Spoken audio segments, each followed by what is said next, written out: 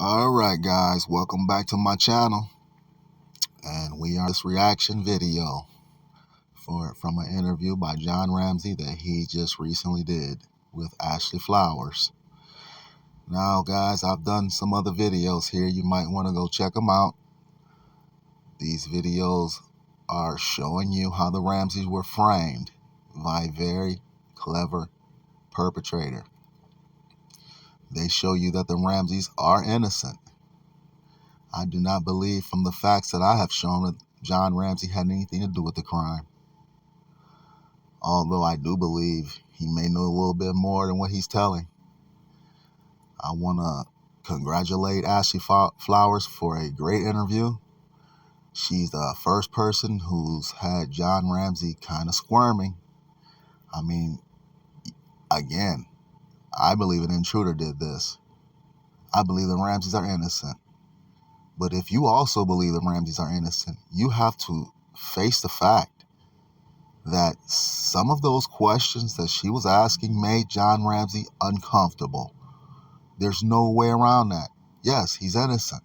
But why are some of these questions making him uncomfortable? Okay, I can understand the ones about Burke. Okay, that's his son. Okay, I'll give him a pass for Burke. It's his son. He don't want to ask any questions about his son. Whether his son did this crime or whether his son didn't do this crime, he's going to protect his son. Either way, he's a parent. Okay, the questions may make him feel uncomfortable. I'll give him a pass about that. But the Fleet White questions, he doesn't remember why him and his best friend argued and are no longer best friends. I mean, come on, that's ridiculous. He doesn't remember what Fleet White was so upset about. Really, his best friend. And Ashley Flowers, I'm sure she herself's the one interviewing him, and I know she can feel something's off with some of his behavior and some of his answers. Anyways, in one of his answers, he actually, let's say, either intentionally or unintentionally, according to the facts from this case, named the number one suspect in this case. The number one suspect that, he should be considered everyone's number one suspect in this case. If you are truly an investigator investigating this case, especially to all you detectives out there and all you law enforcement, this man literally just gave away the number one suspect in this case. Now, he's done it before, but not spoken. I've never heard him speak it. He did it in his book. I pointed it out years ago, and I'm still pointing it out today. I'm not going to say this person's name. I've said his name enough throughout the years. Okay? It's there. It's out there. It's easy to look up. But John said it. And now I'm going to show you with facts. Now, this is nothing personal against this person. I don't have anything personal against this person. I've never met this person. This person's never met me. I mean, I'm only pointing out a fact. That's it. That's it. A fact that needs to be pointed out. I'm not trying to defame anyone. Like I said, I'm not even going to say his name. I will never say his name on here. John may say his name, but I won't. I'll just point it out. Okay, but before I point it out, I need to let you understand something about this case. John Ramsey was the victim of this perpetrator, according to the ransom note. Forget about JonBenet, forget about all these other side beauty pageants and all this other sidetrack information. If you are investigating this case, the facts state the ransom note is not about JonBenet, it's not about Burke, it's not about Patsy. It's about John Ramsey. And there's a perpetrator who's angry with John Ramsey. This perpetrator is trying to obtain $118,000 on Ramsey. Now, this creates a pretty good situation for us if you're investigating this crime.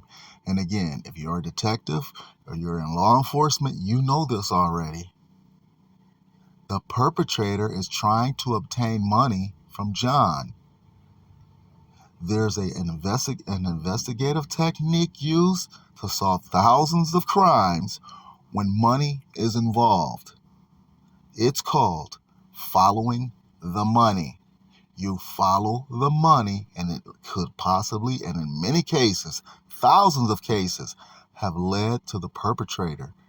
So whether you believe it or not, the JonBenet Ramsey case falls under a follow the money case because a perpetrator is trying to get money from John. Okay, so you must follow the money trail. Okay? Plain and simple. I'm not making something up. I'm saying something that's a fact. Follow the money. I'm sure even if you're not a law enforcement officer or a detective, a normal person like myself, have heard that statement before. Follow the money. Okay, so let's follow the money according to the ransom note. Let's follow the money, the $118,000, according to the ransom note. The ransom note says, John, don't call anyone. Don't call law enforcement, friends, stray dogs, anyone. John is not supposed to call anyone, according to the ransom note, okay? So, the money trail is pretty short. It's John Ramsey because it's his money, and then we have the perpetrator who's trying to get $118,000. Now, I've already showed you in the previous video this perpetrator's master plan to frame the Ramseys as a primary motive, and then as a secondary motive, as icing on the cake. The money is just secondary. It's not important to this perpetrator, but he wants to stick it to John. But he made a mistake by trying to get money as a secondary motive because he just opened himself up to a money trail situation where he may just be part of this money trail. Okay? So, it's John, it's his money, it's the perpetrator where the money trail ends, who we don't know who this person is, and no one is supposed to be in the middle because John is not supposed to call anyone. No one is supposed to be at that house that day. The actual person who went to go pick up the money, I believe, was John Fernie, another one of John's friends. But again, you have to cancel John Fernie out of this situation because he's not supposed to be at that home. John Ramsey was not supposed to call John Fernie, okay? He's not. He's still supposed to be home sleeping. Everyone who was at the Ramseys are supposed to be still at their home sleeping or somewhere else. John was not supposed to call anyone. So we have John Ramsey. It's his money. We have the perp where it ends. If anyone else is within that money trail, this person, according to following the money, okay, the technique used to solve thousands of crimes that involve money, this person should be all of our suspect number one. All of our suspect number one. This person should be eliminated as a suspect, looked into deeply, extensively, and then eliminated before you move on to anyone else if you were investigating this crime. So, now we have John Ramsey naming a person who would actually fall within that money trail. He didn't name him by name, just like I'm not going to name him by name. But you can figure it out easy. So let's hear John Ramsey speak about a person who just entered the money trail in an intricate plot from a ransom note. Some of the interviews they bring up for Patsy, it goes back to the no. And I think one of the reasons those who believe she wrote it perpetuate the idea that she wrote it is because it seems like it's not a clear answer or direction of how much of the note she saw. Because initially she's, it's your daughter, we have your daughter, and then she goes up and looks, but then she talks about later looking out the window and seeing that it's a marked car and being concerned. And people will say, oh, how did you know that, that was later on the note. People will say, oh, when she calls 911, how does she know how it's signed if she only saw the first page? 30 years ago. Yeah, I don't know. It was chaos that morning, and I really thought I could get JonBenet back. I really did. We'd arranged, I don't have $118,000 laying around, but a friend of mine who was my banker got my ATM limit on my Visa card jacked up. And I gave that card to a friend, I don't know who it was, somebody that was there. I said, go. I'll stop it right there. John Ramsey just called his friend, who's also his banker, who controls John's money. So in order for John Ramsey to get the $118,000, he had to call his friend, who's also his banker, who would also know everything about John's $118,000 bonus, who would also be in control of this whole situation, because John Ramsey is the only person he had to call. And unfortunately for this banker friend, again, it's nothing personal. I'm just pointing out a fact for any investigator investigating this crime. Unfortunately for you, buddy, you just entered into the money trail, according to John Ramsey.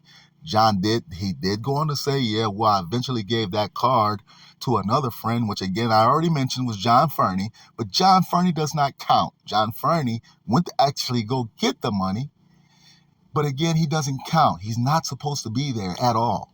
John was not supposed to call anyone. The only person John had to call was his friend/banker.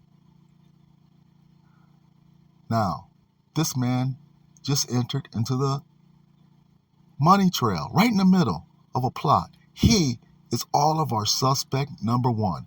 John Ramsey's friend/banker is in the middle of the money trail.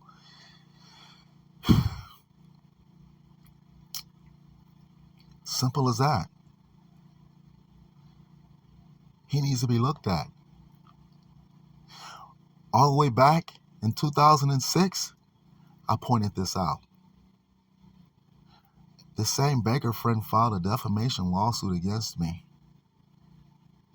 just for pointing it out, against just me. Him and Lynn Wood did it, and they dropped it after just 30 days. I repeat, they dropped it after just 30 days. Look it up, 2006. All you'll see is the lawsuit. No one ever talks about it was dropped after just 30 days. Was it necessary to file a lawsuit? And why drop it after 30 days? And why tell lies in a lawsuit? Why tell lies? Like, I defamed you, you can no longer find work. And then the next year, you're the number one financial manager in the whole state of Georgia? I mean, what was up with that? You're in the middle of the plot. He's never talked about in books. He's never talked about in any of these documentaries. He's a very important person. He arranged the ransom money. He needs to be in this Netflix documentary. Will he be in this Netflix documentary? He's a main character in this documentary, movie plot, ransom note plot. There is no ransom money without him. He arranged it, but yet nobody really knows his name. About 98% of the people involved in this case knows his name. John barely mentions him. He just mentioned him right now. Was it intentional? Because he did mention him in his book, but he hardly ever mentions him after that. Did he intentionally mention him, or was it an unintentional mention? Either way, he just told you all who the number one suspect in this crime should be. I'm not saying he did it. I'm not saying he's guilty. I'm just telling you as an investigator, if you really want to investigate this crime, this man entered the middle of a money trail.